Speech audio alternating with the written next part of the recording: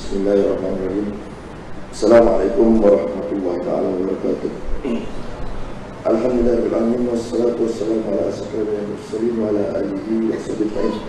Syukurkan Allah SWT yang mengizinkan kita untuk salat maghrib berjemaah berada sama-sama dalam pusat tahfiz dan surah Ad-Dinah Taman Bandar Pusat Fasa Duri. Ini sebuahlah perencanaan Allah SWT. Taknya alhamdulillah kita bersama seorang alim yang tersohor di Nusantara ini, iaitu Ustaz Zulkifli Muhammad Ali. Kebetulan nama dia sama dengan saya. Mudah-mudahan ada keberkatan sedikit, insyaAllah. Doakan. Jadi ini semua pencerahan Allah. Kita bernasib baik, ulama yang jauh dari negara luar, dari Indonesia datang ke Malaysia. Dia datang di beberapa tempat dan salah satu yang Allah pilihlah ada di surah Ad-Dinah pada malam ini untuk menyampaikan satu majlis ilmu yang bertajuk iaitu adakah kita sudah di akhir zaman. Tajuk dia. Jadi insyaAllah Ustaz ni akan kupas dan kita bersyukur kenapa dari ramai-ramai orang Allah pilih kita berada di dalam surah ini untuk mengikuti majlis ilmu. Iaitu ada satu hadis yang bermaksud lebih kurang, barang siapa menempuh jalan ilmu untuk mencari ilmu, Allah akan mudahkan jalan dia ke syurga. Hadis sahih. Jadi nak itu beruntung orang yang dapat mengenai majlis ilmu ini. Jadi saya mengalu-alukan bagi pihak Pusat Tahfiz dan surah Ad-Dinah Bandar Pusat Fasa Duri mengucapkan alamat salam kepada Ustaz Zulkifli Muhammad Ali dan rombongannya yang dibatkan dengan 12 orang yang hadir ke surah Bandar ini. Dan saya ucapkan jazakumullah khairan katsira atas kelebihan Ustaz dan dengan berada di surah ini.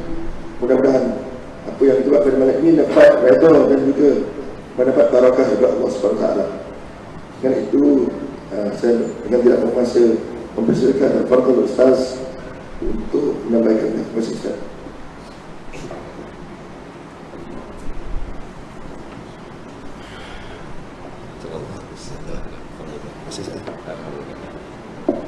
Ustaz Zulkifli. Ustaz.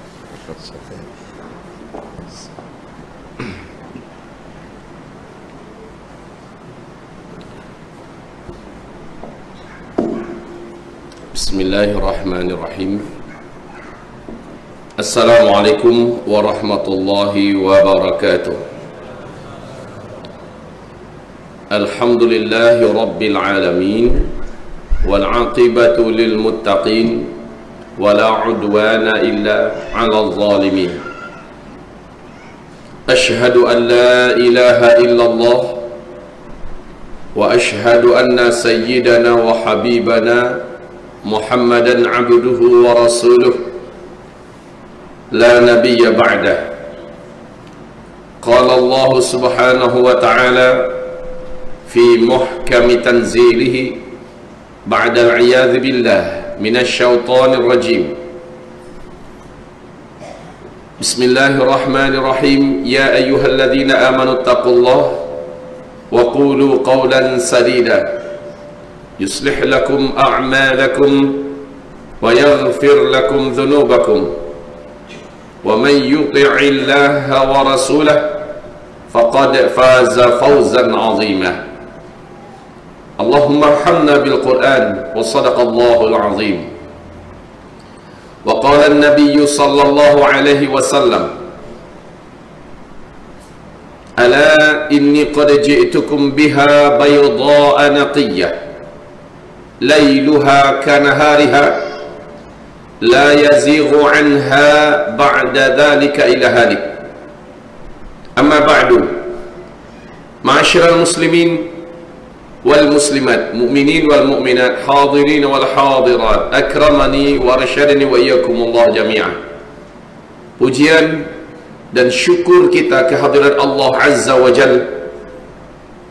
Salawat beserta salam kita untuk asyrafil anbiya wal mursalin Sayyidina Muhammadin sallallahu alaihi wasallam. Allahumma salli ala hadzal nabi wa ala alihi wa sahbihi wa man tabi'ahu bi ihsanin ila yaumiddin. Ketika Rasulullah sallallahu alaihi wasallam masih dikelilingi oleh para sahabat, Rasulullah menyampaikan dengan sangat yakin kepada seluruh sahabat-sahabatnya tentang akhir zaman, sehingga seluruh para sahabat sangat yakin bahwa merekalah yang dimaksud oleh Rasulullah dengan manusia-manusia akhir zaman. Contohnya Rasulullah bersabda, "Bu'ithu ana was-sa'atu kahataini." Aku ini diutus dan kiamat akan berlaku hanya seperti ini, kata Rasulullah. Beliau mengisyaratkan fa'asyara bis-sababati wal wusta. Dia isyaratkan ke arah langit, jari telunjuk dan jari tengahnya. Lalu kata sahabat, beliau renggangkan sedikit. Maka ini pertanda, menurut pemahaman para sahabat, memang sudah sangat dekat. Pada hadis yang lain Rasulullah bersabda, manakala saya sudah diangkat oleh Allah menjadi Nabi dan Rasul, Jibril membisikkan kepada saya bahwa malaikat Israfil, malaikat yang bertugas meniup sangkakala kiamat, memasukkan pangkal terompet ke dalam mulutnya. Setiap saat matanya melirik ke arah Arasy, menunggu aba-aba bila ini akan ditiup. Ini juga menekankan dan memastikan bagi para sahabat bahwa sudah sangat dekat kiamat. Di riwayat yang lain Rasulullah bersabda, celakalah bagi bangsa Arab, sebentar lagi mereka akan dibinasakan. 3 kali Nabi mengulangi. Bertanyalah istrinya, ada apa wahai baginda Rasulullah? Rasulullah berkata, sesungguhnya telah diperlihatkan kepadaku tembok yang menghalangi antara kita dengan Ya'juj dan Ma'juj sudah berlobang sebesar ini, kata Rasulullah. Ini pertanda tak lama lagi tembok tersebut hancur, Ya'juj Ma'juj muncul. Padahal Ya'juj dan Ma'juj adalah tanda besar kiamat yang keempat. Nah, dengan ini tuan-tuan dan puan-puan, mukminin dan mukminat, muslimin muslimat sekalian, sahabat-sahabat yakin sangat bahwa mereka lah yang dimaksud dengan manusia akhir zaman. Keyakinan ini tergambar satu. Di zaman Nabi itu ada seorang lelaki namanya Ibnu Sayyad.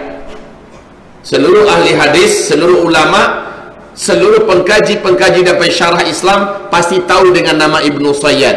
Ibnu Sayyad ini seorang lelaki yang face dia, fisikal dia, dan kemampuannya betul-betul serupa dengan Dajjal.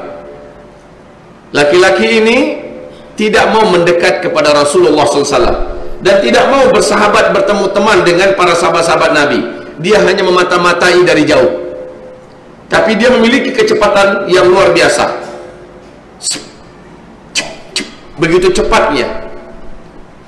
Ketika Nabi Muhammad dengan Umar bin Khattab sedang berbual-bual di luar dekat dengan kebun kurma, Rasul dan Umar melihat ada Ibnu Sayyad sedang melihat ke arah mereka sambil memata-matai. Umar langsung mencabut pedangnya, meminta izin kepada Rasulullah. Ya Rasulullah, izinkan saya. Apa kata Rasul? Kamu mau apa? Saya bunuh itu Dajjal. Itu adalah Dajjal ya Rasulullah. Apa kata Rasul? Hai Umar, jika dia memang Dajjal, kamu takkan sanggup mengalahkannya. Dia bukan tandingan kamu. Dan kalau dia bukan Dajjal, apa guna bagi kamu membunuh orang tanpa sebab? Biarkan saja. Rasulullah tidak menampik, Rasulullah tidak menolak. Hai Umar, itu bukan Dajjal. Bukan macam itu bahasa Nabi. Kalau dia Dajjal, kamu takkan sanggup mengalahkannya. Kalau dia bukan Dajjal, untuk apa kamu bunuh orang sembarangan? Itu saja kata Nabi. Sehingga ketika Nabi meninggal dunia, Abu Bakar menggantikan. Abu Bakar meninggal dunia, Umar menggantikan. Beberapa hari menjelang Umar meninggal dunia, setelah dia ditusuk dengan pisau oleh Abu Lu'lu'ah sebanyak 9 kali tusukan, sebelum meninggalnya Umar masih bersumpah, demi Allah, saya yakin Ibnu Sayyad itu adalah Dajjal. Coba lihat ini keyakinan sahabat. Ternyata Umar bin Khattab tidak sendirian meyakini bahwa Ibnu Sayyad adalah Dajjal. Aisyah radhiyallahu anha juga yakin Ibnu Sayyad adalah Dajjal. Safiyah radhiyallahu anha juga yakin Ibnu Sayyad adalah Dajjal. Abu Dzar Al-Ghifari, Ubay bin Ka'ab, Anas bin Malik, tidak sedikit sahabat-sahabat Nabi yang yakin Ibnu Sayyad adalah Dajjal. Padahal Dajjal adalah tanda besar kiamat yang kedua. Begitu juga Ibnu Abbas di dalam kitab Fathul Bari Syarah Sahih Bukhari, di dalam riwayat Al-Hakim dengan sanad yang jayyid, bahwa Ibnu Abbas berkata ke hadapan murid-muridnya, saudara-saudara, saya semalaman tidak boleh tidur. Murid-muridnya bertanya, kenapa Tuan Guru? Semalam saya dengar sahabat-sahabat berkata, mereka sudah melihat meteor bergerak menuju ke arah bumi, berarti besok dukhan sudah dimulai. Semalaman saya menangis dan berdoa, menangis memohon keselamatan dan perlindungan, memohon ampunan kepada Allah Subhanahu wa taala. Saudara-saudara, Bapak Ibu sekalian, perhatikan ini baik-baik pernyataan Ibnu Abbas. Berarti besok dukhan dimulai. Dukhan adalah tanda besar kiamat yang pertama. Jadi urutan tanda besar kiamat itu, satu, yang pertama dukhan, yang kedua Dajjal, yang ketiga Isa alaihissalam, yang keempat Ya'juj dan Ma'juj, yang kelima matahari terbit dari sebelah barat, yang keenam binatang besar, binatang raksasa keluar dari dalam perut bumi boleh berbicara. Binatang ini baik dan ramah, dan binatang ini adalah tanda besar kiamat yang keenam. Yang ketujuh, angin lembut bertiup dari negeri Yaman. Angin ini sejuk dan berbau wangi kesturi. Siapapun orang Islam yang ada iman di dalam dadanya, walaupun iman hanya seujung kuku, dan orang ini ada di puncak gunung, ada di gua, ada di pulau, ada di mana saja, angin lembut, sejuk dan wangi berbau wangi kesturi ini akan sampai kepada orang itu. Ketika orang tersebut terkena oleh angin lembut itu, terhirup olehnya angin lembut tersebut, saat itu di tempat itu juga dia langsung tergeletak meninggal dunia. Serentak satu muka bumi, orang Islam yang ada iman kepada Allah meninggal dunia. Ini tanda besar kiamat yang ke-7. Lalu tanda besar kiamat yang ke-8, 9, 10, sudah tidak ada satu orang pun orang yang masih kenal dengan Allah baki hidup di bumi ini. Semuanya sudah meninggal. Yang menyaksikan tanda besar kiamat yang ke-8, 9, 10 hanya orang-orang kafir belaka. Nah, wahai Bapak Ibu sekalian, sahabat-sahabat sudah mengira bahwa tanda-tanda besar kiamat itu sudah muncul. Dukhan, Dajjal, Ya'juj dan Ma'juj sebentar lagi. Itu petanda apa? Petanda yakin mereka bahwa kiamat sudah sangat dekat. Masya Allah. Ternyata satu persatu mereka meninggal dunia, kiamat tak terjadi. Digantikan oleh tabi'in. Satu persatu tabi'in wafat, kiamat belum juga berlaku. Kemudian tabi'in terus sampai zaman ini 1400 tahun lebih, ternyata kiamat belum juga terjadi. Iyalah Pak Ustaz, kami dengar ada hadis Nabi berkata, selama di bumi ini masih baki satu orang yang masih punya iman kepada Allah, dia masih boleh melafazkan kalimat Allah walaupun imannya hanya seujung kuku. Orang beriman ini masih ada, maka Allah tunda lagi kiamat 40 tahun lagi. Ustaz, kita sekarang jumlahnya orang Islam di muka bumi 1,7 miliar. Berarti lama lagi tu Pak Ustaz kiamat. Kan begitu? Lama lagi kiamat. Karena kita masih 1,7 miliar. Padahal satu saja masih baki orang yang beriman pada Allah. Allah masih tunda lagi kiamat 40 tahun lagi. Baik, saya sudah katakan tadi tanda besar kiamat ada 10. Yang kita akan saksikan hanya sampai 7. 7 yang ketujuhnya adalah angin lembut yang bertiup dari Yaman, dan ini akan mematikan seluruh orang beriman serentak di muka bumi. Ya, tanda besar kiamat yang ketujuh. Nah sekarang, betulkah kita sudah dekat? Iya, apa tandanya? Nabi Muhammad dalam hadis sahih Imam Muslim ditanya oleh malaikat Jibril yang menyamar, menyerupai seorang lelaki yang gagah, yang tampan, bertanya kepada Rasulullah tentang mata sa'ah, kapan kiamat. Nabi menjawab, saya tak tahu. Mungkin yang bertanya lebih tahu daripada orang yang ditanya. Saya tak tahu. Ternyata malaikat Jibril pun tak tahu. Dan memang Allah sudah firmankan dalam Al-Quran, yas'alunaka 'anis sa'ah ayyana mursaha fima anta min dzikraha ila rabbika muntahaha innama anta munziru man yakhshaha. Ya, mereka bertanya-tanya kepada engkau hai Muhammad, bilakah kiamat akan berlaku? Engkau senantiasa memberikan peringatan, sudah dekat, sudah dekat. Kapan terjadinya? Jawab hai Muhammad, hanya Allah yang tahu. Engkau hanya sekedar penyampai kabar dan beritanya. Sudah. Dengan ayat ini dan dengan cara Nabi mengatakan saya tak tahu, akhirnya seluruh ulama-ulama Ahlus Sunnah wal Jamaah sepakat mengatakan tak ada satupun makhluk di muka bumi ini, bahkan sampai di langit, yang tahu kapan pastinya kiamat akan berlaku. Maka ini jadi akidah kita. Kita wajib menolak mentah-mentah siapapun dan ramalan kiamat kapanpun, sumbernya dari manapun kita tolak.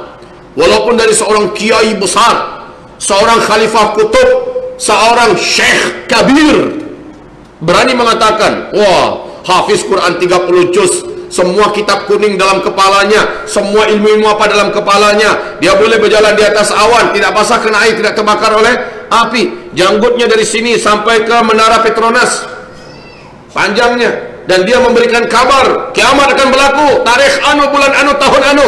Wajib kita tolak. Ini akidah kita. Jadi kapan kiamat berlaku? Allahu a'lam, hanya Allah yang tahu. Okey. Tapi ketika Nabi Muhammad ditanya oleh malaikat Jibril tadi, akhbirni an amaratiha, hai Muhammad, okey kalau begitu, tapi tanda-tanda bahwa kiamat sudah sangat dekat akan berlaku, awak tahu tak? Tanya malaikat Jibril. Kata Nabi Muhammad, kalau ini pertanyaan ente, aneh spesialisnya. Maka Nabi menjawab di situ, sini, antalidal amatu rabataha wa antaral hufatal uratal alata ri'a asya yatatawaluna fil bunyan. Setelah Nabi menjawab demikian, orang ini pergi, malaikat ini pergi. Apa artinya?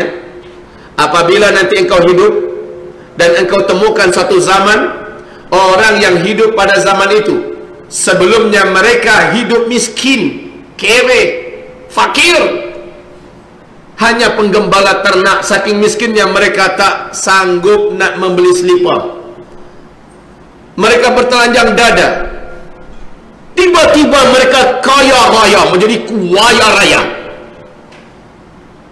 dan mereka sangat berjaya, sangat berkuasa. Lalu mereka saling berlumba-lumba, berbangga-bangga membangun gedung-gedung yang tinggi-tinggi. Tersirat dalam hadis ini pernyataan Nabi, bila zaman itu sudah kalian temui, maka jarak masa antara kalian dengan kiamat sudah sangat-sangat dekat. Ini hadis sahih Imam Muslim. Yang bercerita adalah Umar bin Khattab radhiyallahu anhu. Di riwayat Imam Ahmad, Abdullah bin Abbas bertanya kepada Rasulullah, "Ya Rasulullah, siapakah yang engkau maksud?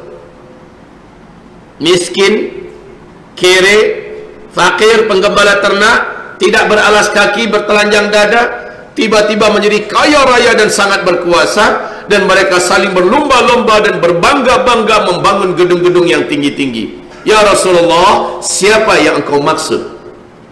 Nabi menjawab, "Humul Arab." Mereka adalah bangsa Arab. Masya Allah. Mari kita lihat fakta sekarang ini, tuan-tuan yang mulia. Lihat, Arab sebelum minyak bumi ditemukan namanya masih satu, Jazirah Arabia. Saya bertanya kepada tuan-tuan yang mulia, kepada perempuan yang terhormat, Jazirah Arabia dulu kaya apa miskin? Sangat miskin. Negeri gurun Sahara yang luas, pasir yang panas, tandus, bagaikan tak bertepi. Dia tak punya apa-apa. Memang miskin, tuan-tuan. Tapi bila mana minyak bumi sudah ditemukan, mereka pun berubah menjadi negeri yang kuaya raya. Jadi bukan kaya raya, itu mah biasa, tapi kuaya raya pakai tasydid. Saking kayanya. Dan mereka pecah mendirikan negara sendiri-sendiri menjadi 7 negara kaya dunia. Qatar, Bahrain, Uni Kuwait, Uni Emirat Arab, Arab Saudi, Oman, dan Yaman. Mari kita lihat apa yang dibawa oleh masing-masing negara ini di kota-kota besar mereka. Apa yang mereka buat? Yang paling dekat di hati kita dulu, Makkah Al-Mukarramah. Silakan, Arab Saudi, kerajaan Arab Saudi buat apa di Makkah Al-Mukarramah, sekitar Masjidil Haram? Masya Allah, gedung-gedung tinggi pencakar langit. Bukit-bukit menjadi hilang, bahkan ada yang masih baki bukitnya, itu pun hanya di bawah pinggul, bahkan hanya sebatas betis-betis daripada hotel-hotel yang ada. Megah, mewah-mewah. Madinah Al-Munawwarah, Masjid Nabawi yang begitu indah dan megah mewah, sekarang sudah hampir tenggelam, dikelilingi oleh hotel-hotel bintang 5, mewah dan tinggi besar-besar. Ibu kota Riyadh ketika Raja Abdullah masih hidup, Pangeran Salman diangkat menjadi gubernur ibu kota Riyadh. Oleh Pangeran Salman, ibu kota Riyadh dirubah menjadi kota metropolitan ala Eropa. Jeddah dijadikan sebagai kota perdagangan dan persimpangan Timur Tengah. Ini baru Arab Saudi. Lihat negara sebelahnya, Kuwait. Apa yang dibuat oleh Kuwait di kota-kota besarnya?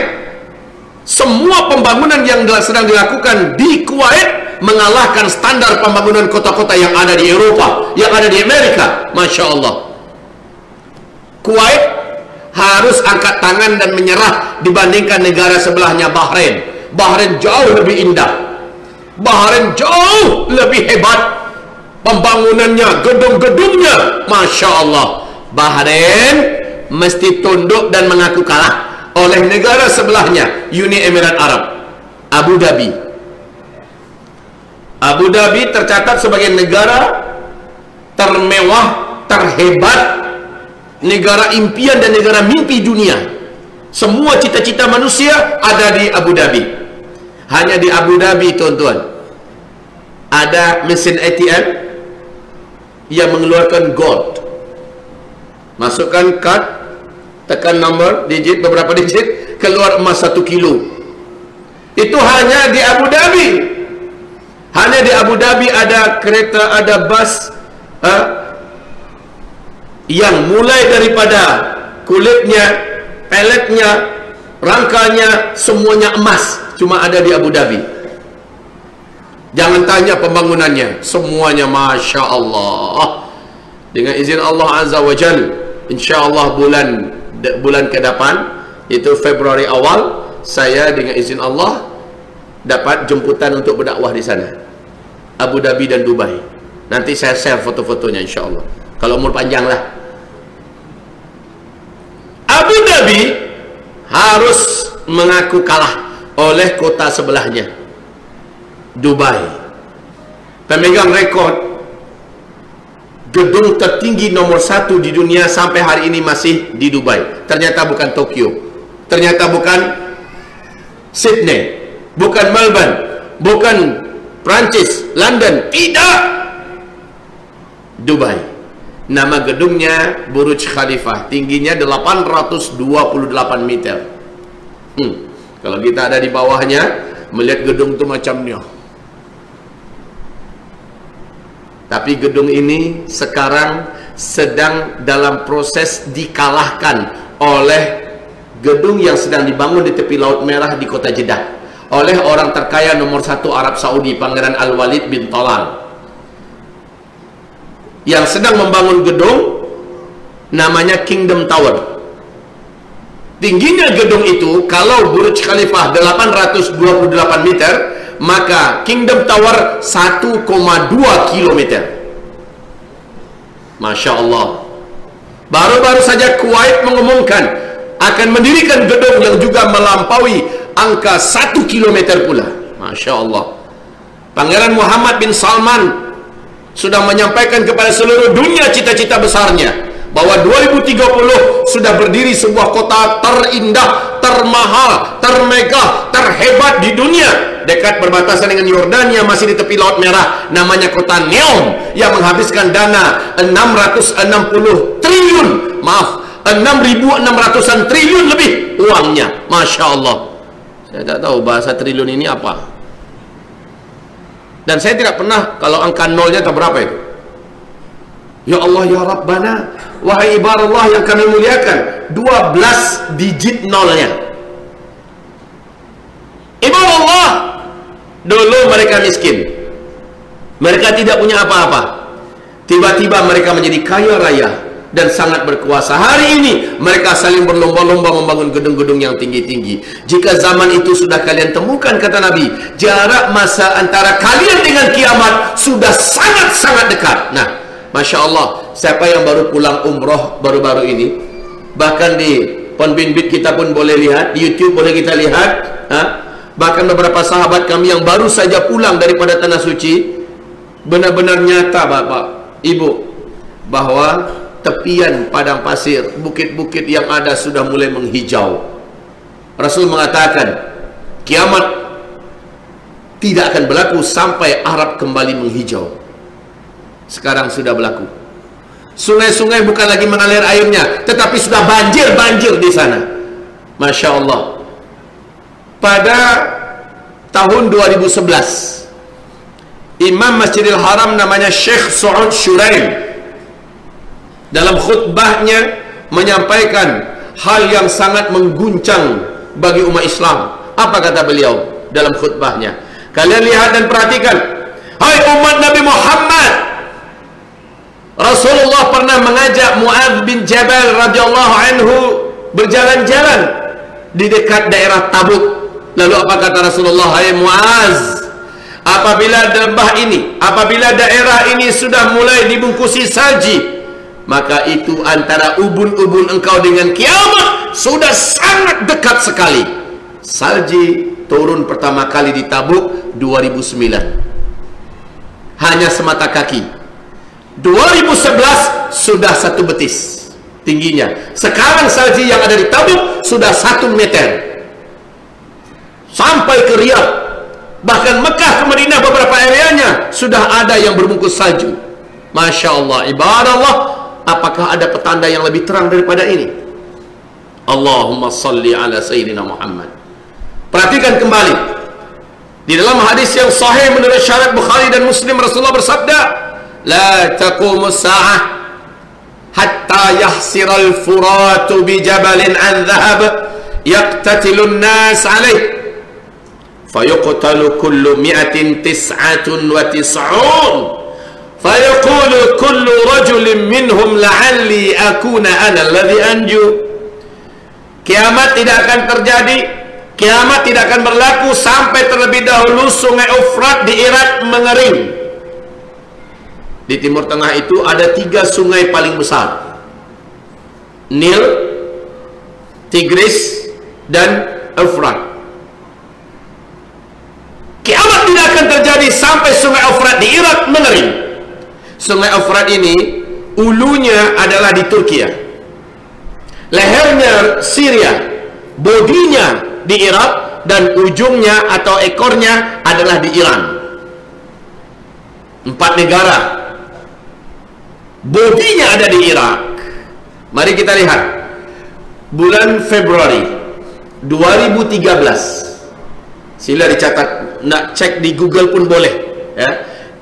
New York Times merilis pernyataan resmi dari para pakar dan ahli Amerika, peneliti dari Amerika, atas nama NASA, juga mengumumkan bahwa Sungai Efrat sudah susut airnya 60%. Bulan berapa tadi? Februari 2013. Menurut pernyataan resmi yang dirilis di New York Times, NASA mengatakan, para ahli dan peneliti kami mengatakan, Sungai Efrat sudah susut airnya 60%. 2014 Sungai Efrat akan susut 100%. Ternyata March 2014 Sungai Efrat setelah susut air telah kering sekering-keringnya sampai hari ini di Irak. Sampai hari ini. Dan yang paling mengejutkan, ini kan hadis Nabi tadi, tidak akan terjadi kiamat sampai keringnya Sungai Efrat di Irak. Dan manusia akan dikejutkan, kata Rasulullah, dengan ditemukannya gunung emas yang sangat besar dalam perut bumi Irak, di wilayah yang dilalui oleh Sungai Efrat. Ketika emas itu ditemukan, nanti seluruh lelaki di muka bumi akan membawa senjata-senjata mereka pergi ke Irak, dan mereka bertempur, berperang, memperebutkan gunung emas itu. Dalam setiap 100 orang lelaki yang berperang di sana, kata Rasulullah, akan mati terbunuh 99 lelaki. Satu cuma yang boleh hidup. Setiap mereka berharap semoga satu orang yang hidup itu dialah orangnya. Di hadis yang lain, Nabi tak inginkan ada umatnya yang ikut berperang ke Irak demi perebutan gunung emas itu di sana. Nah sekarang George Walker Bush, masih ingat dengan makhluk yang satu ini? Masih ya?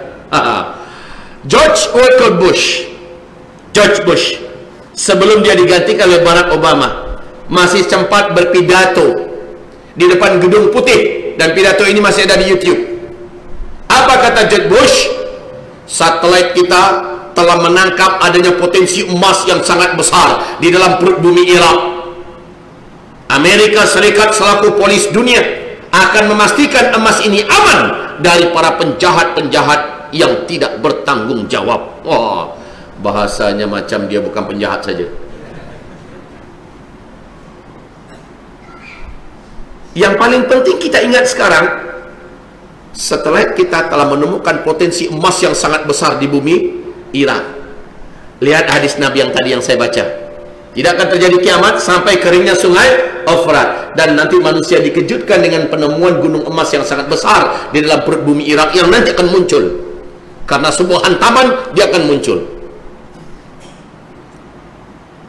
Ini rahasia kenapa bulan April 2014 Barack Obama tidak jadi menarik pasukan darat Amerika Serikat yang menyebar di seluruh negara-negara Teluk sejumlah 135.000 pasukan, tidak jadi ditarik balik ke Amerika.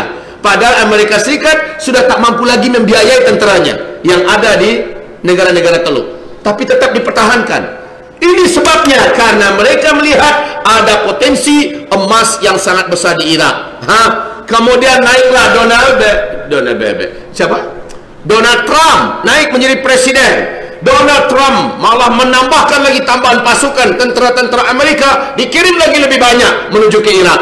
Masya Allah, sebenarnya Rusia, China, India, negara-negara blok timur semua tahu ada apa yang ada dalam kandungan perut bumi Irak. Maka mereka semuanya sudah mulai mempersiapkan militer, mempersiapkan diri untuk perang besar. Dan Nabi berkata di akhir zaman, blok barat dengan blok timur akan bertembung perang besar, dan kalian diajak oleh blok barat berdamai, lalu kalian memerangi blok timur, kalian akan dimenangkan oleh Allah, kata Rasulullah. Dan peperangan ini pemicunya sudah sangat banyak. Saudara-saudara hamba-hamba Allah, yang paling penting Sungai Efrat sudah kering, semua gunung emas dalam bumi Irak sudah diumumkan. Ini adalah hadis Nabi yang sahih. Macam mana kita nak menolak? Apalagi kalau kita berbincang perkara Dajjal. Masya Allah. Wahai hamba-hamba Allah yang kami muliakan, kita isyak pukul berapa? Beritahu saya, kita isyak pukul berapa?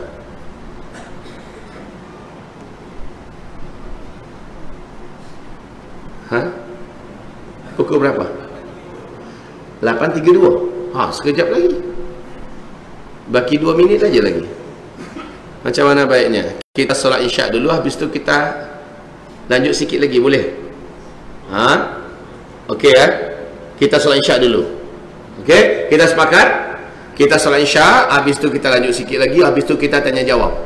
Kalau nak selesaikan pengajian ustaz sampai selesai, mustahil. Kenapa mustahil? Saya senantiasa berikan kajian ini dalam bentuk seminar. Mulai dari pagi, dari pukul 8, selesai petang pukul 5. Ini pun belum selesai, paling-paling baru 60-70%. Tapi kalau ambil masa 2 hari full, insya-Allah full pembahasan akan boleh.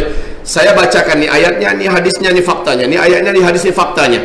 Dan ada di kitab yang saya senantiasa bawa ke mana-mana negara, ensiklopedia akhir zaman, lengkap ayatnya, hadisnya, fakta-fakta yang ada, gambar-gambar di mana-mana perkara sudah berlaku, ya. Dan zikir akhir zaman. Di sini adalah amalan-amalan yang boleh menyelamatkan kita dalam setiap peristiwa dan kejadian akhir zaman. Dua-dua kitab ini ada di luar sana, boleh nanti didapatkan oleh tonton di luar. Jadi saya ada uraikan nanti di YouTube. Alhamdulillah kajian saya lengkap tentang akhir zaman. Okey, saya akan sedikit close sebelum nanti setelah solat isya kita lanjutkan, lalu kita tanya jawab lah. Habis itu baru kita berdoa bersama. InsyaAllah, siap? Mari kita bersiap-siap melaksanakan solat isya, dan kembali setelah itu kita lanjutkan dalam beberapa saat. Habis itu kita baru tutup dengan izin Allah. Assalamualaikum warahmatullahi wabarakatuh.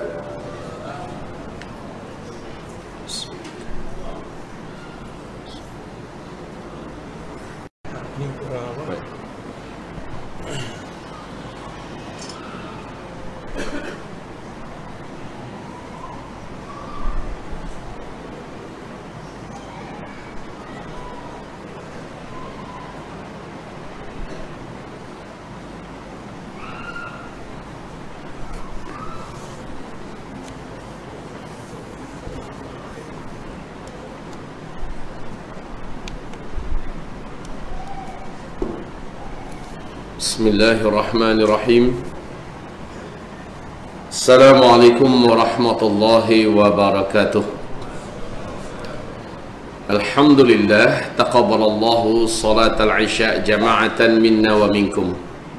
Taqabbal ya karim du'aana du'aal jami' minna wa minkum. Amin ya rabbal alamin. Ibadallah, mari kita melanjutkan yang saya tuliskan di papan tulis. Ini adalah hadis riwayat Imam Ahmad. Hadis ini dinyatakan sahih oleh Syekh Ahmad Syakir, dinyatakan hasan oleh Syekh Muhammad Nasiruddin Al-Albani. Hadis ini Rasulullah SAW menyebutkan, takunun nubuwah fikum masya'allah an takun, thumma yarfa'u Allah idha sya'a yarfa'aha, thumma takunu khilafatan ala minhajin nubuwah fatakunu masya'allah an takun, thumma yarfa'uha idha sya'a yarfa'aha, thumma takunu mulkan 'addan, wa fi riwayah mulukan 'adudah, fatakunu masya'allah an takun, thumma yarfa'uha idha sya'a yarfa'aha, thumma takunu mulkan jabbaran, wa fi riwayah mulukan jabariyatan, fatakunu masya'allah an takun, thumma yarfa'uha idha sya'a yarfa'aha, thumma takunu khilafatan ala minhajin nubuwah, thumma sakat. Artinya adalah, sejak saya diutus sampai kalian semua meninggal dunia. Macam mana cerita meninggal dunia? Tadi sudah saya singgung tadi. Perhatikan ke whiteboard.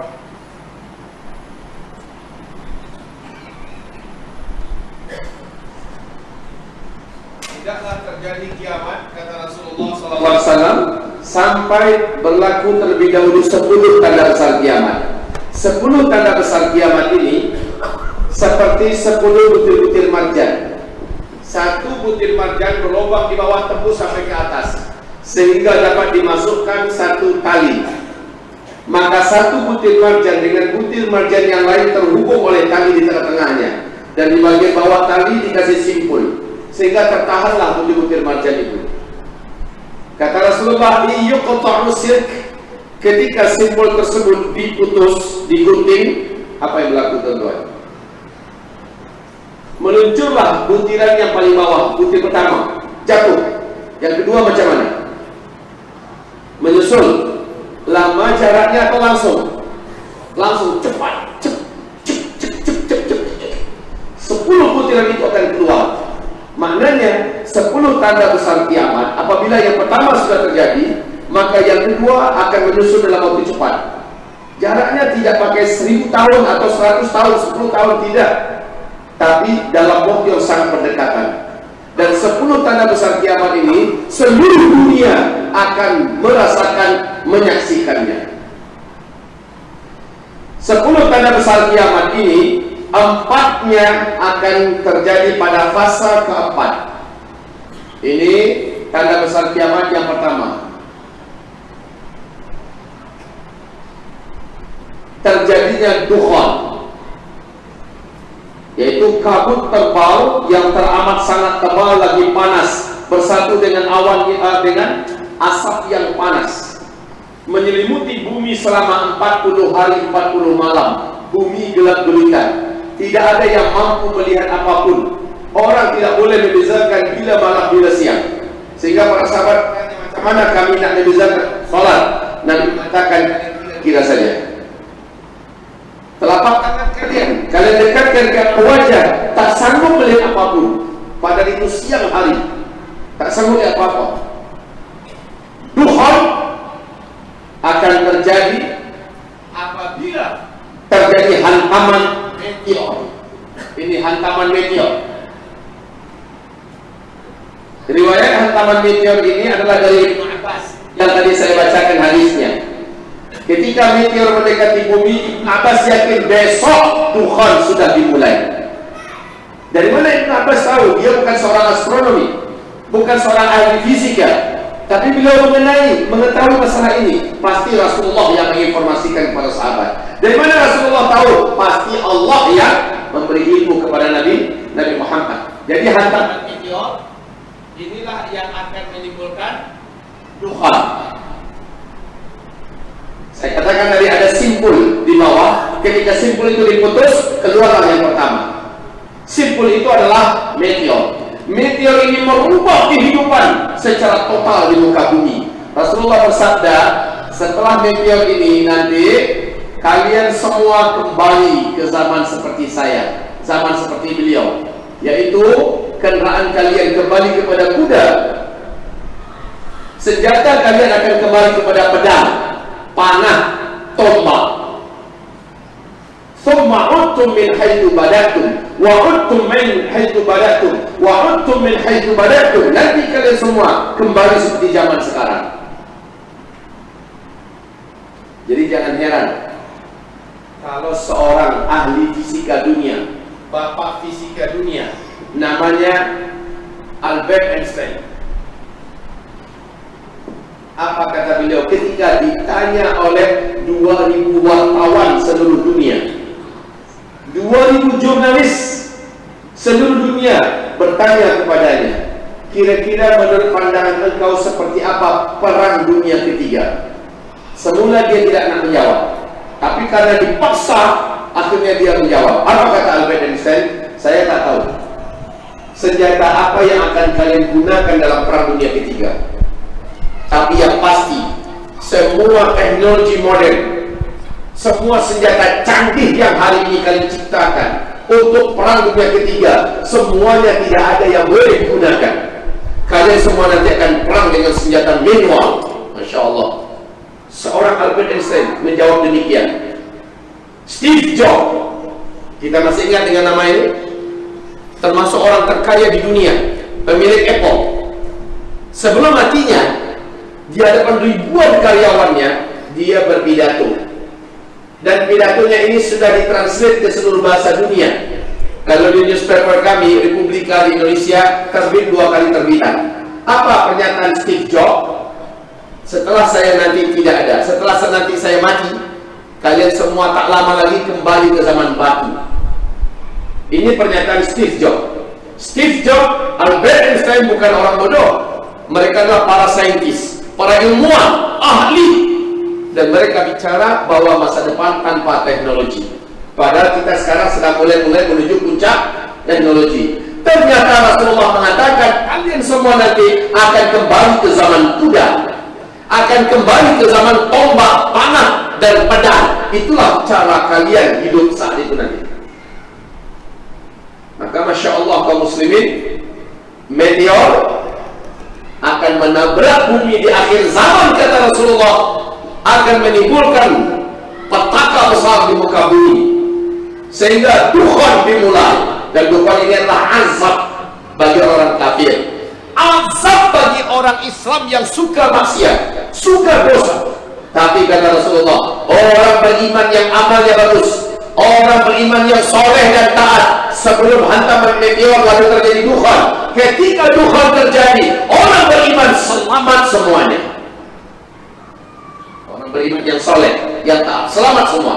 Tapi orang kafir, orang Islam yang hobi maksiat, suka buat dosa, mereka tersiksa seperti orang kafir dan orang musyrik. Kulit mereka akan melecup, dada mereka bagaikan tersetak bakar, kedua buah mata seperti tak lepas daripada tempatnya, panas. Hanya iman dan amal solehlah yang akan menyelamatkan pada masa hantaman meteor. Baik, kapan meteor ini akan terjadi? Fi hadhihi ummah khasfun wa maskhun wa tadfun. Pada umat ini nanti, kata Rasulullah, akan terjadi khasaf.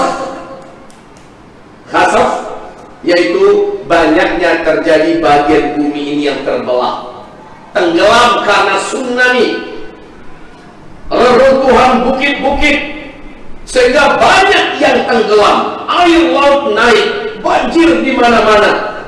Maskhun wa tadfun, hujan meteor akan menghantam bumi di akhir zaman. Wa maskhun, banyak orang-orang yang berubah bentuknya menjadi buruk rupa dan jelek. Kalau para sahabat bertanya, wa matadzak ya Rasulullah, alangkah mengerikan yang kau sampaikan ini ya Rasulullah, kapan itu akan berlaku? Nabi bersabda, apabila umatku sudah melakukan 3 benda ini, 3 perkara ini bersamaan, secara serentak mereka buat. Kalian temukan zaman itu serentak. Idza zaharatil kainat, ini yang pertama. Wal ma'azif, ini yang kedua. Wasyurbatil khumur, ini yang ketiga. Apabila umatku di mana-mana sudah banyak bermunculan biduanita, penyanyi-penyanyi wanita di mana-mana. Kedua, wal ma'azif, apabila musik, alat-alat musik sudah disenangi, dicintai, disukai oleh umatku di mana-mana. Di mana-mana. Bahkan Arab Saudi yang dulu paling terkenal, tertutup dalam masalah ini sejak 2 tahun belakangan. Ketika Arab Saudi dipegang oleh Muhammad bin Salman, Arab Saudi sudah menjadi negara liberal. Dan kita sudah dengar di mana-mana di kota-kota besar di Arab Saudi sudah sering diadakan konser-konser musik raksasa. Betul tidak? Jangankan itu lagi, di depan Masjidil Haram, di bawah Hotel Safwa, kan ada tempat orang biasa menjual muratal Quran. Al-Quran dan muratal Quran banyak dihidupkan di sana. Asal kita lewat di Hotel Safwa, pasti hidupnya muratal Quran. Tapi kemarin saya terkejut. Saya ketika lewat dengan jamaah, musik sedang diputar di situ. Ada jamaah kita yang berang, karena ini Masjidil Haram, ini mutar musik. Lalu ditanya pakai bahasa Inggris, apa yang kamu lakukan ini? ini Masjidil Haram, ini tanah haram. Kenapa kamu putar musik? Apa kata dia? Kenapa awak yang sibuk? Kenapa awak yang ribut? Kerajaan kami sudah membolehkan. Inna lillahi wa inna ilaihi. Ini yang dimaksud Rasulullah apabila musik sudah disenangi, disukai dan banyak ditemukan di tengah umatku di mana-mana. Yang ketiga, wasyurbatul khumur, apabila benda-benda memabukkan, barang-barang memabukkan sudah menyebar dan beredar di tengah umatku di mana-mana, maka pada saat itulah meteor akan menghantam bumi. NASA Amerika Serikat sudah mengumumkan ancaman bumi ke depan. Para pakar astronomi dunia sudah mengumumkan ada peluang bumi kita mengalami hantaman meteor. Sudah. Ini sudah kita lihat betapa dekat masanya. Nah, Tuhan akan disusul. Ini tanda besar kiamat pertama ya. Ini tanda besar kiamat pertama. Paling lama 3 tahun yang paling lama terjadilah tanda besar kiamat kedua. Tanda besar kiamat yang kedua paling lama 3 tahun saja jaraknya. Muncullah, lepaslah satu manusia dari keturunan Adam yang paling ditakuti dan dikhawatirkan kemunculannya oleh seluruh para nabi dan rasul. Manusia ini kelak akan menyebut dirinya anak Tuhan, dan dia diberi oleh Allah kemampuan di mana hanya Allah yang mampu melakukannya. Dia memiliki kekuatan sihir yang paling sempurna. Seluruh setan satu muka bumi akan tunduk kepadanya. Seluruh jin-jin penjahat akan berpihak kepadanya. Seluruh ahli-ahli sihir satu muka bumi sujud menyembahnya. 2/3 penduduk bumi nanti akan menyembahnya, menjadikannya Tuhan. Dialah Dajjal. Ini tanda besar kiamat yang kedua. Tidak ada yang mampu melawan Dajjal. Tidak ada. Bahkan Imam Mahdi pun dikepung oleh Dajjal. Siapa Imam Mahdi? Imam Mahdi ini yang nanti akan memimpin fase kelima. Imam Mahdi kemunculannya pasca atau setelah Dufan. Di sini Al-Mahdi. Al-Mahdi ini keturunan kandung Rasulullah SAW yang nanti akan lahir di Madinah Al-Munawwarah, kecil di Madinah Al-Munawwarah, remajanya di Madinah Al-Munawwarah, dewasanya di Madinah Al-Munawwarah, hidup di lingkungan ilmu dan ahli ilmu, sangat soleh dan sangat taat, ilmunya banyak. Al-Mahdi ini keturunan kandung Rasulullah dari Hasan bin Ali. Ya, akan tetapi ini kita tidak membahas Al-Mahdi malam ini. Sebagaimana kita juga tidak membahas Dajjal. Kita hanya menyebutkan selintas, ya. Oke, kaum muslimin. Halo. Jadi Imam Mahdi pun tak kuasa nak menghadapi Dajjal. Padahal Imam Mahdi sudah menaklukkan seluruh kota-kota dan negara-negara di muka bumi ini.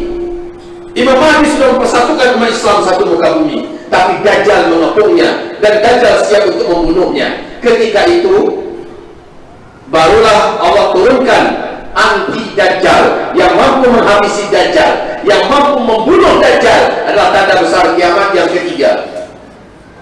Dialah Isa alaihi salam.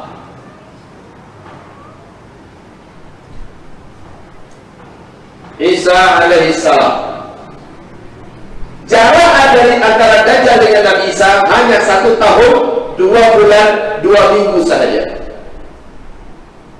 Dan Dajjal pun mati dibunuh oleh Nabi Isa alaihi salam. Imam Mahdi bergabung dengan Nabi Isa alaihi salam. Setelah itu seluruh Yahudi di muka bumi diberantas, dihabisi. Dan beberapa bulan kemudian terjadilah tanda besar kiamat yang keempat, dan ini sekaligus penutup fase keempat. Apa itu? Yaitu yang Allah ceritakan dalam surat Al-Kahfi ayat 94 sampai 100, Ya'juj dan Ma'juj. Ya, inilah dia bangsa yang paling jahat, paling brutal, yang akan membunuh siapapun yang manusia yang mereka jumpai. Jumlah mereka, kata Rasulullah, dalam 1000 orang manusia ketika itu, 999-nya adalah Ya'juj dan Ma'juj. Cuma satu yang kita. Maka tidak ada satupun manusia di bumi boleh melawan Ya'juj dan Ma'juj. Bahkan Nabi Isa pun dengan Imam Mahdi beserta orang-orang beriman disuruh oleh Allah lari dan bersembunyi dari Ya'juj dan Ma'juj. Singkatnya, Ya'juj dan Ma'juj langsung Allah yang akan musnahkan dengan kekuasaan Allah. Lalu bumi kembali menjadi aman dan tenang. Imam Mahdi menjadi khalifah pada fasa kelima. Inilah dia masa-masa aman. Masa-masa aman. Tidak ada satupun manusia di muka bumi berperang. Tidak ada bencana-bencana alam di mana-mana. Bahkan seluruh hewan buas dibuat jinak oleh Allah. Seluruh binatang-binatang berbisa diangkat bisanya oleh Allah. Seluruh manusia makmur sejahtera. Tidak ada yang miskin. Tidak ada satupun orang-orang miskin di muka bumi. Bahkan kata Rasulullah SAW, hidup di dunia bagaikan hidup di dalam surga. Senang betul. Masa-masa aman. Inilah dia janji Allah, tegaknya kembali khilafah Islamiyah memimpin seluruh dunia dengan konsep kenabian. Nah, pada masa ini akan terjadi tiga tanda besar kiamat. Tanda besar kiamat yang kelima, matahari terbit dari sebelah barat. Saya singkat saja MTV. Matahari terbit dari sebelah barat. Hanya satu kali saja terbitnya. Sebelumnya bumi gelap gulita selama 3 malam berturut-turut. Lalu kemudian matahari diperintahkan oleh Allah, kembalilah engkau ke tempat biasanya engkau berada, dan muncullah dari tempat biasanya engkau tenggelam. Matahari pun terbit dari sebelah barat, menaik sampai pertengahan atas. Sampai di atas, matahari kembali tergelincir menuju ke arah barat dan tenggelam seperti biasa. Besoknya matahari terbit seperti biasa dari arah timur. Pada waktu duhanya terjadilah tanda besar kiamat yang ke-6, yaitu firman Allah surat An-Naml. Surat An-Naml ayat yang ke-82. Keluar dari dalam perut bumi seekor binatang raksasa, berkaki banyak, bertangan banyak. Binatang ini sangat baik dan ramah. Dia boleh berbagi bicara dengan bahasa manusia mana saja. Dan dia membawa tongkat Nabi Musa dan cincin Nabi Sulaiman. Binatang ini memberi tanda dengan cepat kepada manusia yang dijumpainya. Dia muncul di 3 tempat yang berbeza, di waktu yang berbeza. Kemunculan terakhirnya adalah dari dalam perut bumi kota Mekah. Dia bagi tanda kepada manusia. Apabila dia jumpa manusia yang beriman, dia tahu mana yang beriman, mana yang tidak. Allah yang bagi tahu dia.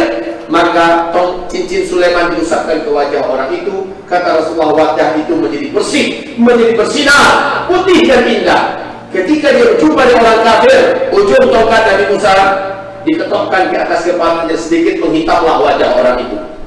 Maka antara manusia beriman dengan manusia kafir dengan mudah dapat ditandai hanya dengan melihat warna kulit wajah. Tanda besar kiamat yang ke-7. Nah, ini dia. Tanda besar kiamat yang ke-7. Ini adalah akhir keberadaan orang Islam. Apa ini? Ini nama binatangnya Dabatul Ardi ya, Dabatul Ardi ya. Kalau yang ini angin lembut. Angin lembut. Berbau wangi kasturi. Dan angin ini bersumber dari Yemen. Tapi angin ini ternyata angin yang membawa kematian. Sumbernya dari Yemen. Baik. Nah, iman Allah yang kami muliakan, seluruh orang beriman meninggal dunia dalam peristiwa tanda besar kiamat yang ke-7. Oke, ini adalah finish. Maksud finish itu apa? Orang Islam yang beriman di muka bumi selesai sampai di sini, tak ada lagi baki. Tanda besar kiamat ke-8, 9, 10 kita sudah tak ada. Maknanya ini kabar baik. Kiamat, kehancuran alam semesta, orang Islam tidak akan pernah menyaksikannya. Alhamdulillah. Dan Nabi bersabda, setelah habis seluruh orang Islam di muka bumi, 1 atau 2 generasi setelah itu barulah terjadi kiamat besar, kehancuran alam semesta.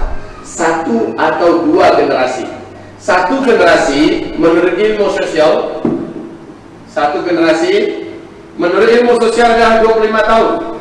25 tahun. Sejak kita lahir, kanak-kanak, remaja, dewasa, usia 25 biasanya manusia menikah. Dalam menikah, dia pun melahirkan anak. Lahir anak dianggap sudah lahir generasi baru. Maka satu generasi adalah 25 tahun dalam ilmu sosial. Nabi bersabda tadi hadisnya, selama di bumi ini masih ada baki satu saja orang yang masih punya iman kepada Allah, Allah akan tunda lagi kiamat 40 tahun lagi. Sementara kita tahu seluruh orang beriman serentak wafat dalam peristiwa tanda besar kiamat yang ketujuh. Berarti setelah ini 40 tahun lagi. Sesuai tidak? Sesuai, ini 25, satu atau dua generasi kata Nabi. Nah, ini berarti antara 25 tahun ke 50 tahun. Dan Nabi mengatakan di hadis tadi 40 tahun lagi. Berarti sesuai. Masya Allah ya. Tapi kita sudah takkan menyaksikan kejadian itu. Amin. Baik, nah dari start ke finish, kalian akan mengalami 5 fase sejarah. Fase sejarah pertama adalah fase kenabian, di mana umat ini langsung Nabi Muhammad yang pimpin, dan ini berlangsung selama 23 tahun. Kemudian setelah itu kalian akan memasuki fase kedua, di mana umat ini dipimpin oleh Khulafaur Rasyidin dengan konsep kenabian. Rasul berkata lamanya 30 tahun. Ini sudah selesai pula. Setelah habis masa khilafah, umat Islam dipimpin oleh para khalifah yang menggunakan sistem kerajaan. Dan ini ternyata yang paling panjang, paling lama, 1227 tahun. Di dalamnya ada 3 dinasti, dinasti Bani Umayyah, dinasti Bani Abbasiyah, dan dinasti Bani Utsmaniyah. Fase ketiga seluruh ahli sejarah sepakat mengatakan sudah selesai. Kapan? Runtuhnya khilafah Islamiyah Al-Utsmaniyah di Turkiya pada tarikh 3 bulan Mac 1924. Fase ketiga sudah selesai. Kita masuk pada fase keempat. Ini fase tergelap, fase terberat, fase mulkan jabaliyah, fase penguasa-penguasa diktator di muka bumi. Inilah fase kediktatoran. Ciri khasnya tidak ada khilafah Islamiyah di sini. Dan Islam dan kaum muslimin pada fase ini betul-betul dizalimi, ditindas di mana-mana. Betul tidak? Ini fasenya. Terasa tidak Bapak Ibu? Fase di mana ini sangat luar biasa. Dan ujian buat imannya orang-orang beriman pada masa ini sangat berat, sangat berat. Maka wajar kalau kata Rasulullah bersabda, pada fase itu orang yang istiqomah dan sabar, nilai pahala mereka pada masa itu setara daripada 50 pahala para sahabat. Kaget para sahabat dengannya. Ya Rasulullah, khamsina rajulan minna aminhum, 50 kami pahalanya ke 50 mereka. Nabi berkata 50 kalian. Hebat orang-orang yang istiqomah pada fase keempat ini. Sabar dalam Islam, istiqomah dalam menjalankan agama. Orang-orang ini akan dapat ujian yang berat, maka diberi pahala oleh Allah, pahala yang besar. Tapi pada masa ini kata Nabi, akan banyak umatku yang paginya beriman, sorenya murtad. Akan ada yang sore masih beriman, besok paginya sudah kafir, murtad, hanya gara-gara fulus, hanya gara-gara kedudukan, posisi, jabatan, hanya gara-gara iming-iming dunia, dia rela melepaskan imannya, menjual agamanya. Ini fase keempat, fase kita.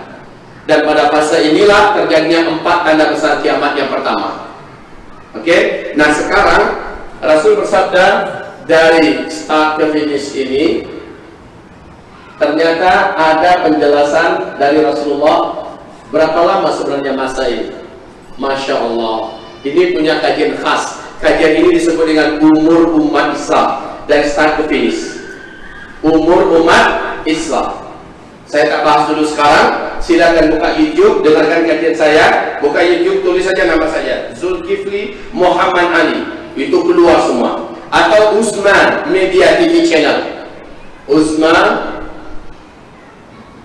Media TV Channel. Nah, silakan. Semua kajian saya tentang apa saja lengkap di situ. Baik teman-teman yang mulia, jarak masa ini akan membuat Bapak Ibu semuanya terbelah. Percaya tak percaya, Rasulullah menyebutkannya. Ternyata tak lama lagi kita semua akan sampai pada tanda besar kiamat yang ketujuh.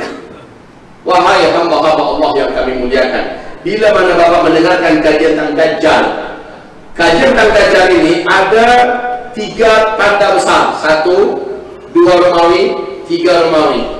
3 tanda besar. Yang ini 1, 2, 3 sudah berlaku ketiganya. Sejak 4 tahun yang silam sampai sekarang sudah berlaku. Yang kedua pun sudah terjadi sejak 2004. Dan yang ketiga sudah diumumkan, startnya 2019. Ini yang mengumumkan para pakar bumi dan alam kita bahwa akan terjadi kemarau ekstrim seluruh dunia 3 tahun berturut-turut. Ini pun sudah diumumkan dari 2019 sampai 2022. Apabila manusia yang paling celaka ini sudah sebentar lagi akan keluar, tentu saja berarti Tuhan lebih dekat lagi masanya dengan kita. Maka Nabi mengatakan Al-Mahdi akan keluar, dibaiat di depan Ka'bah nanti dalam usia 40 tahun.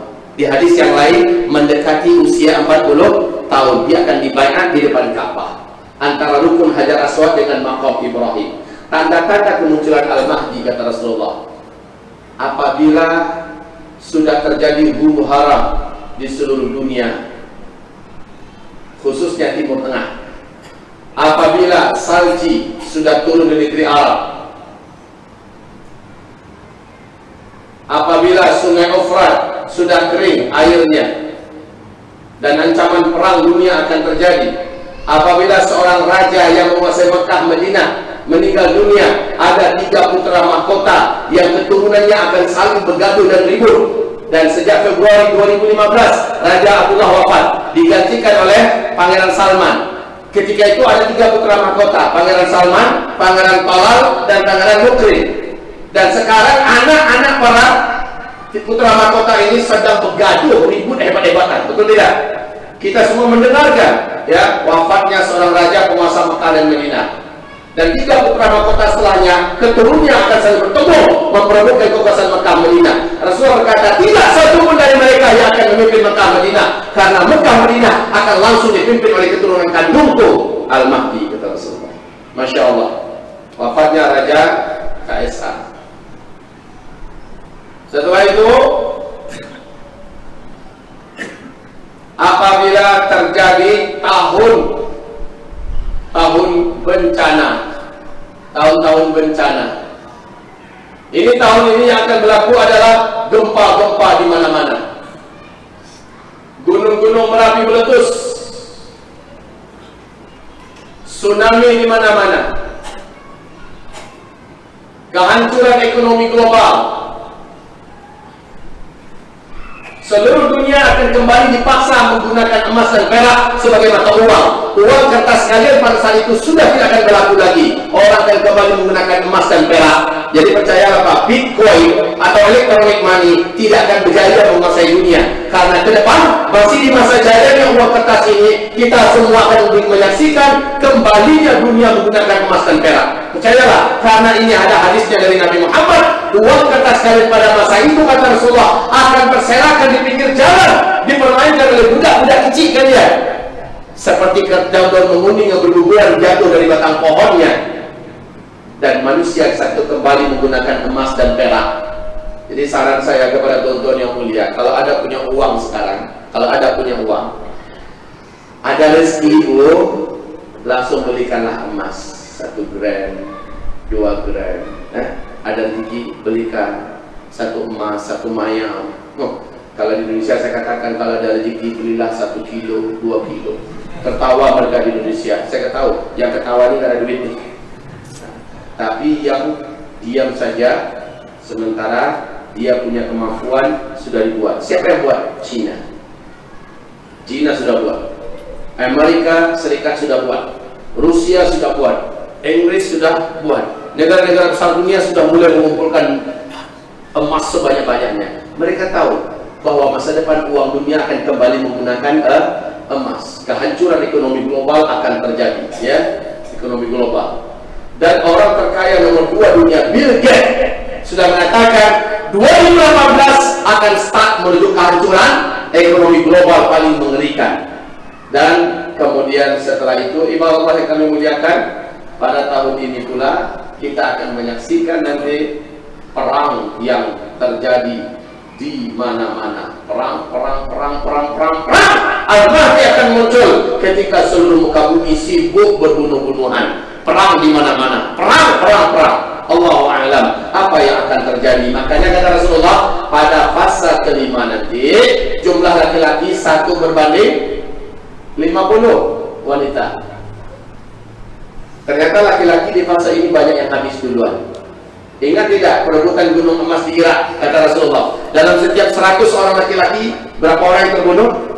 99. Padahal kata Rasulullah, semua laki-laki dari berbagai negara dunia akan datang ke sana membawa senjata-senjata mereka, memperebutkan gunung emas. Itu baru untuk perang besar. Sementara tiap-tiap negara akan mengalami peperangan. Wakatul al-haraj. Qalu wa mal haraj ya Rasulullah? Ya Rasulullah, apa itu haraj? Nabi mengatakan perang. Al-Qadsu. Banyak yang membunuh-bunuhan di sana hanya gara-gara makan. Dia rela membunuh tetangganya sendiri gara-gara lapar. Innalillah, ya. Ini kemarau ekstrim seluruh dunia. Kemarau ekstrim. Dan kemarau ini sudah diumumkan oleh pakar-pakar bumi dan alam kita. 2019 sampai 2022 seluruh bumi akan mengalami kemarau ekstrim 3 tahun berturut-turut. Sementara kita sudah dengar pula bahwa kemunculan Dajjal ditandai dengan terjadinya 3 tahun di mana bumi mengalami kemarau ekstrim dan kelaparan di mana-mana. Maka ini akan mengundang kepada kelaparan. Di sinilah orang akan menjadi brutal, menjadi jahat. Untuk bertahan hidup, dia pun akan melakukan apa saja.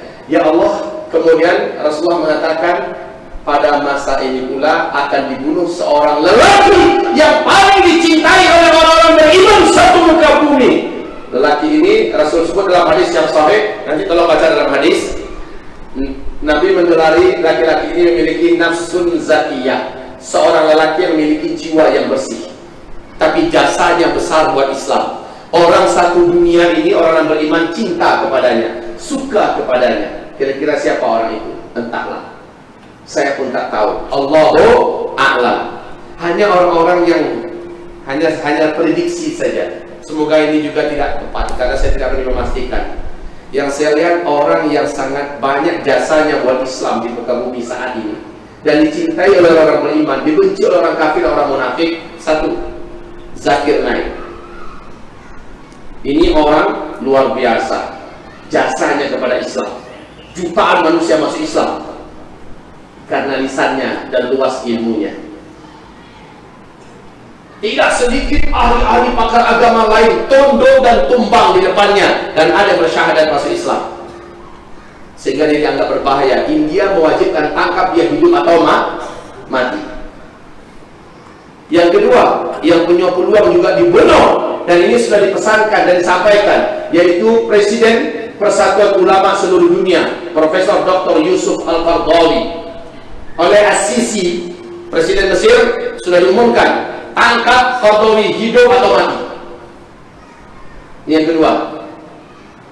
Yang ketiga, orang yang punya peluang untuk dibunuh pula sementara umat Islam mencintainya, Raja Salman. Sebenarnya kalau seandainya Raja Salman tidak diganggu oleh putra kandungnya Muhammad bin Salman, Raja Salman sudah mulai mengarah kepada mempersatukan umat Islam seluruh dunia. Pencinta ulama, memuliakan ulama, hafiz Al-Quran, anti maksiat dan dosa. Inilah Raja Salman yang akhirnya ditelingkungi oleh anak kandungnya sendiri, Muhammad bin Salman, dan beliau ditargetkan untuk dihabisi. Yang keempat, orang yang punya jasa besar dan dicintai oleh umat Islam seluruh dunia yang beriman, ya, Erdogan, Recep Tayyip Erdogan. Ini pun diinginkan kematiannya. Jasa besarnya kepada Islam tidak perlu diragukan lagi. Ini pun orang diinginkan kematiannya oleh musuh-musuh Islam. Yang kelima, keturunan kandung Rasulullah yang menginspirasi kebangkitan dunia dan sekarang sedang tinggal di Mekah, yaitu Habib Rizik Syihab daripada Indonesia. Dialah yang menginspirasi kebangkitan Islam di seluruh dunia pada hari ini, dan dia pun diinginkan kematiannya. Siapa di antara mereka? Allahu a'lam. Yang jelas dari mereka ini semua, mereka dicintai oleh orang beriman. Betul tidak? Nama-nama yang saya sebut tadi kita cinta semua tidak dengan beliau? Semua orang beriman yang kenal dengan mereka pasti cinta. Jasa mereka untuk Islam dahsyat. Nah, dibunuhnya ini menyebabkan orang-orang beriman satu bumi marah. Seluruh malaikat di langit akan marah dengan kematiannya. Dan kata Rasulullah, lalu orang beriman mengalami hiburan dari Allah. Muncullah Al-Mahdi dan orang beriman berbaiat kepadanya. Siapa Al-Mahdi? Bagaimana silsilahnya, bagaimana ciri-ciri fisiknya, dan sebagainya. Ini pembahasannya tersendiri. Pokoknya ini tanda-tanda kemunculannya. Tanda-tanda kemunculannya sudah nampak di sini. Dan dia muncul pada tahun tersebut. Pada tahun di mana semua ini sedang terjadi, maka saat itulah Al-Mahdi akan muncul. Al-Mahdi hanya akan muncul ketika tanda besar kiamat yang pertama sudah terjadi. Dukhon. Baik. Sangat banyak sekali yang perlu kita uraikan, wahai Bapak Ibu. Waktu kita saja yang tidak mencukupi semuanya. Silakan nanti Bapak Ibu semua, sekali lagi saya katakan, tolong dengarkan ceramah saya di YouTube. Sehingga seluruh kita tidak ketinggalan informasi. Masalahnya, wahai Bapak Ibu yang kami muliakan, waktu kita memang sangat tipis. Kesempatan kita bersiap-siap sudah tidak lagi banyak. Dan saya mencemaskan tahun 2019 ini ke atas. Saya sangat mencemaskan. Di mana-mana saya sampaikan, di depan para menteri, di depan para jenderal-jenderal, di depan para orang-orang kaya, orang-orang hebat, rakyat miskin, di depan berbagai negara yang saya masuki, saya sampaikan kepada mereka, bersiap-siaplah. Persiapan yang paling sempurna itu adalah iman dan amal soleh. Tak ada persiapan lain. Sabda Rasulullah Sallallahu Alaihi Wasallam, apabila ada yang lupa saya tuliskan di sini. Apabila fitnah di negeri Syam sudah membara. Apabila fitnah di negeri Syam sudah membara. Fitnah di negeri Syam. Syam itu apa? Syria, Palestina, Yordania, Lebanon. Apabila fitnah wal fitanu di Syam, yang dimaksud dengan fitnah akhir zaman itu bukan Yaman, bukan Irak, bukan Iran, bukan Rohingya, bukan Uyghur, bukan Indonesia atau mana saja, tapi Syam. Nah, apabila fitnah sudah membara di sana, umat Islam dibantai, masjid-masjidnya dihancurkan, rumah-rumahnya diratakan. Apabila umat Islam dipaksa murtad, diusir dari kampung halamannya, maka ketika itu kata Rasulullah, badiru bil a'mali fitanan. Pada masa itu kata Rasulullah, wajib kalian berlomba-lomba memperbanyak amal soleh. Berlomba-lomba memperbanyak amal soleh. Amal soleh, stop amal salah. Ini perintah Rasul. Kenapa? Karena orang yang selamat. Jadi fitnah di negeri Syam itu di sini posisinya. Karena sejak 2011 kan, sejak 2011 kita menyaksikan fitnah di Syam. Nah ini. Nah sini Rasulullah SAW bersabda, badiru bil a'mali fitanan, berlomba-lomba kamu berbanyak amal soleh. Sebab hanya orang yang punya banyak amalan soleh lah yang akan dijaga oleh Allah dan selamat. Ini perintah tegas dari Rasulullah. Sebab umat Islam setelah itu akan mengalami ujian yang terus meningkat sampai Dajjal keluar.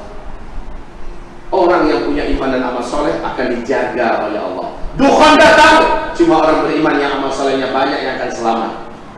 Dajjal lepas, Dajjal masuki seluruh kota-kota di muka bumi. Orang-orang beriman yang beramal soleh yang akan terjaga imannya. Karena kata Rasulullah, ketika Dajjal datang, majority manusia akan sujud dan mengangkat Dajjal sebagai Tuhan. Saya khawatir, Pak, kalau saya hidup ketika Dajjal itu nanti muncul, saya rasa saya pun tidak berani jamin diri saya akan selamat, iman saya maksud saya. Karena kata Rasulullah, nanti akan ada seorang lelaki yang merasa imannya sangat kuat dan imannya tidak akan berubah dengan munculnya Dajjal. Ketika Dajjal masuk ke kotanya, laki-laki itu keluar dari persembunyiannya dan dia yakin dia tidak akan murtad. Lalu setelah dia melihat Dajjal, Dajjal melihat kepadanya, fitnah dan sihir Dajjal akan mampu menjadikan laki-laki itu kafir kepada Allah, dan laki-laki tersebut sujud menyembah Dajjal. Kafirlah dia kepada Allah. Walaupun Dajjal nanti meninggalkan kotanya, laki-laki tersebut tetap akan kafir kepada Allah sampai dia mati. Jadi tidak ada cerita orang yang sudah beriman dengan Dajjal dia masih akan tetap kembali lagi pada Islam, dia taubat lagi, tidak ada cerita. Sementara Dajjal luar biasa yang diberi oleh Allah. Makanya kata Nabi, tidak ada fitnah yang lebih dahsyat yang akan menimpa umat manusia ini di muka bumi melebihi fitnahnya Dajjal. Sejak Adam diciptakan sampai hari kiamat, tidak ada fitnah yang mengalahkan hebatnya fitnah Dajjal. Di hadis yang lain kata Rasulullah, kalau digabungkan semua fitnah yang pernah terjadi kepada umat manusia, lalu Dajjal muncul dengan fitnah yang dibawa Dajjal, diadu mana yang paling berat, fitnah yang dibawa Dajjal atau fitnah seluruh yang pernah terjadi kepada muka bumi ini. Maka kata Rasulullah, kalah semua fitnah yang pernah terjadi di muka bumi, saking dahsyatnya fitnah Dajjal. Dan tanda-tanda Dajjal keluar adalah tahun-tahun kita ini. Inna lillahi wa inna ilaihi raji'un. Ibarat Allah yang kami muliakan, sampai di sini saja kajian saya kepada Bapak Ibu semuanya. Tolong dengarkan kajian-kajian saya lainnya di YouTube. Saya tidak bisa jamin apakah masih ada hidup saya ke depan, apakah masih ada rezeki kita akan kembali duduk bersama. Tapi teknologi YouTube masih boleh kita buka saat ini, bukalah. Dengarkan ceramah ini. Lihat, di sini ada dalil-dalil yang sangat terang benderang dari Rasulullah, lengkap sekali. Kitabnya ada di luar sana, dapatkan ini. Maka dapatkan penjelasan-penjelasan yang ilmiah, fakta-fakta yang sulit dan tidak bisa dibantah, lengkap ada di sini. Khususnya kalau kitab ini, macam mana cara selamat, ada di kitab ini. Zikir akhir zaman, kalau ini uraian yang paling lengkap, paling menyejukkan dan paling mudah kita memahaminya, yang ensiklopedia akhir zaman.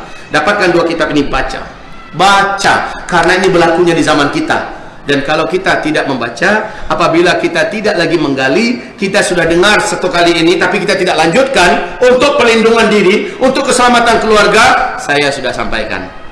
Ini semacam prolog atau semacam mukaddimah lah, ya, pengantar. Bapak Ibu, setelah dengarkan ceramah ini, jangan pula Bapak Ibu jadi berubahnya berubah negatif. Melihat masa depan sudah tak semangat lagi. Lihat hidup ke depannya sudah gelap, dah mau kiamat. Pulangnya bahunya sudah macam ni.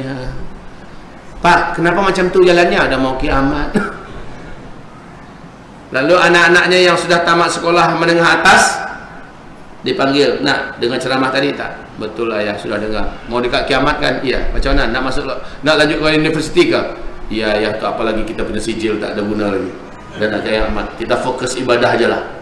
Jangan macam tu. Habis dengarkan ini pula dia tulis surat resign kepada perusahaan, mengingat menimbang sudah dekat kiamat, memutuskan saya resign. Tidak demikian. Perintah Rasulullah SAW lah yang harus kita tiru.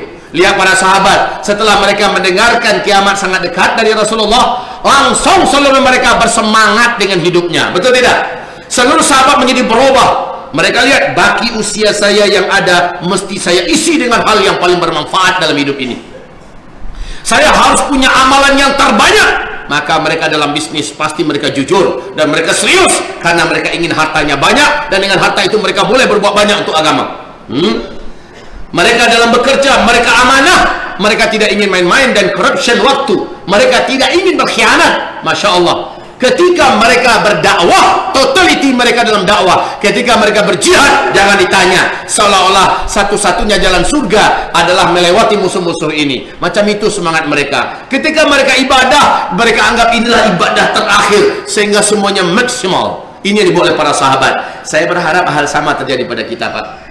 Persis seperti kata Nabi, kalaupun besok dah mau kiamat,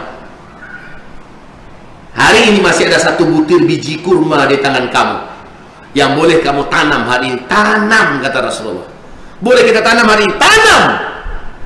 Padahal besok dah mau kiamat kan. Nabi masih perintahkan tanam hari ini. Bukannya Nabi tak tahu bahwa kalau biji kurma itu kalau ditanam 4-5 tahun yang akan datang baru mulai berbuah. Padahal besok sudah mau kiamat, tapi Nabi masih perintahkan tanam.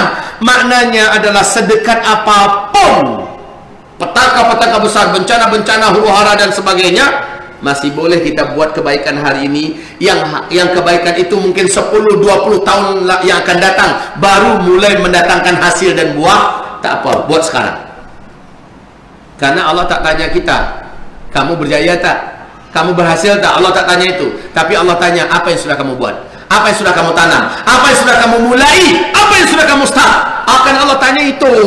Maka mari wahai bapak-bapak, ibu-ibu, penuh semangatlah. Saya sekarang ini sedang dalam program membangun sekolah untuk tingkat pesantren tingkat atas.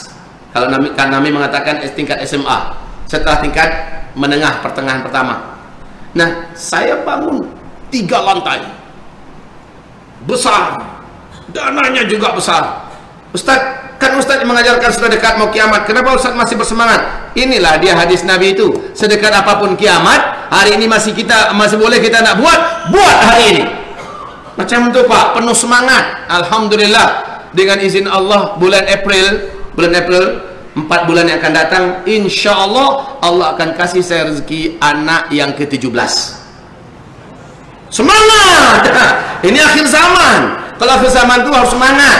Jangan habis dengar ini bilang sama bini kita, anak cukup 2 ya, udah mau kiamat nih. Jangan macam tu. Makin dekat kiamat, makin semangat untuk hidup, ya. Makin semangat menjadi orang yang paling besar dan paling banyak amal solehnya. Sepakat apa tidak? Setuju apa tidak? Semangat sekali lagi. Sholat 5 waktunya semangat, kejar ke masjid. Begitu loh Pak, ya.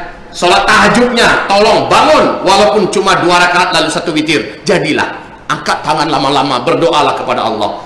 Kita sekarang ini miskin amal, dosa kita banyak. Sementara yang selamat di akhir zaman adalah yang dosanya sedikit, amalnya banyak. Sekarang kejar, lakukan acceleration, ya, percepatan amal-amal soleh. Inilah yang terbaik. Apabila kita punya harta, maka segeralah harta itu dimanfaatkan untuk beramal. Ini ada pondok tahfizul Quran, Darul Al-Azhar. Masjidnya memerlukan pembangunan tempat berwudu, kamar-kamar mandi, dan mereka sekarang sedang menantikan orang-orang beriman yang membantunya. Nah, bagikan pada mereka. Ma'had Tahfiz Darul Azhar, bagikan. Nih, saya tolong 1 ruangan, saya tolong 1 bilik dan sebagainya. Bismillah, itu amalan kita, amalan akhir zaman. Baik ibadah Allah yang kami muliakan, semoga bermanfaat apa yang saya sampaikan. Macam mana? Sudah cukup? Cukup setakat ini ya. Kalau saya tanya dah cukup, menggeleng habislah kita. Terus lanjut Pak Ustaz. Ya lanjut, saya lanjut yang saya bicara di sini. Saya Bapak Ibu yang kami muliakan, insya Allah sampai subuh pun saya berani bicara. Tetapi saya tak yakin perut ibu bapak sanggup bertahan. Udah lapar. Sudah makan malam belum? Belum. Kalau saya tak pernah lah makan malam, aman saja tak apa. Tak tahu lagi rasa makan malam tak apa. Makan nasi baru enak. Ya, baik demikian, semoga bermanfaat Bapak Ibu semuanya. Istiqomah lah ya, istiqomah. Setelah dengarkan kajian ini, berubahlah kita dari orang-orang soleh biasa menjadi orang soleh luar biasa. Selama ini menjadi wanita solehah biasa, besok ini menjadi wanita solehah luar biasa. Baik, demikian saja. Kita ada di luar sana dan ini bermanfaat sekali untuk rujukan utama Bapak Ibu semuanya. Mari kita tutup dengan berdoa kepada Allah Subhanahu wa taala. Al-Fatihah. Alhamdulillahi Rabbil Alamin, Ar-Rahmanir Rahim, Maliki Yawmiddin, Iyyaka na'budu wa iyyaka nasta'in, Ihdinas siratal mustaqim, siratal ladzina an'amta 'alaihim, ghairil maghdubi 'alaihim waladdallin. Amin. Allahumma salli wa sallim ala asyrafil anbiya'i wal mursalin sayyidina Muhammadin sallallahu alaihi wasallam wa ala alihi wa sahbihi ajma'in wa man tabi'ahu bi ihsanin ila yaumiddin.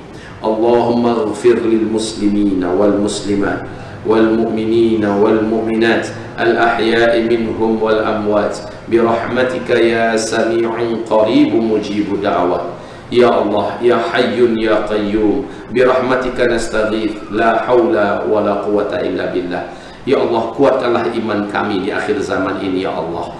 kokohkanlah hati kami di atas agamamu dan di atas jalan Shiratal Mustaqim. Ya Allah, tambahkan kesabaran untuk kami ya Allah, dan jadikanlah kami termasuk di antara hamba-hambamu yang istiqamah. Ya Allah, ya Rabb kami, jagalah diri kami, istri-istri kami, pasangan-pasangan hidup kami, anak, keturunan dan seluruh zuriat kami, serta keluarga besar kami dari fitnah dan petaka-petaka besar di akhir zaman. Dan dari fitnah Masih Dajjal kami berlindung kepada Engkau ya Allah, menjadi kafir di akhir zaman. Kami memohon kepadamu, selamatkan kami di antara menjadi orang-orang murtad di akhir zaman.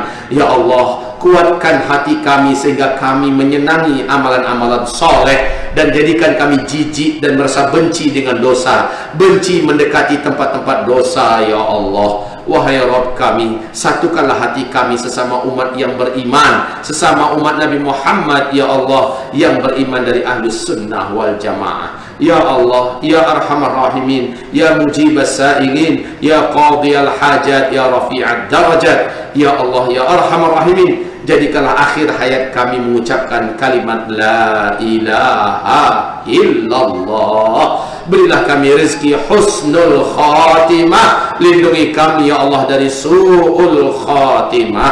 Ya Allah, lindungi kami dari fitnah dan azab kubur. Lindungi kami dari beratnya urusan di padang mahsyar, dan selamatkan kami seluruhnya dari api neraka jahannam-Mu ya Allah. Masukkan kami seluruhnya ke dalam surga Firdaus. Masukkan kami ya Allah seluruhnya ke dalam surga Firdaus. Masukkan kami ya Rabbana seluruhnya ke dalam surga Firdaus. Allahumma amin. Amin ya amin ya Arhamar Rahimin. Rabbana atina fid dunya hasanah wa fil akhirati hasanah wa qina adzaban nar. Subhana rabbika rabbil izzati amma yasifun.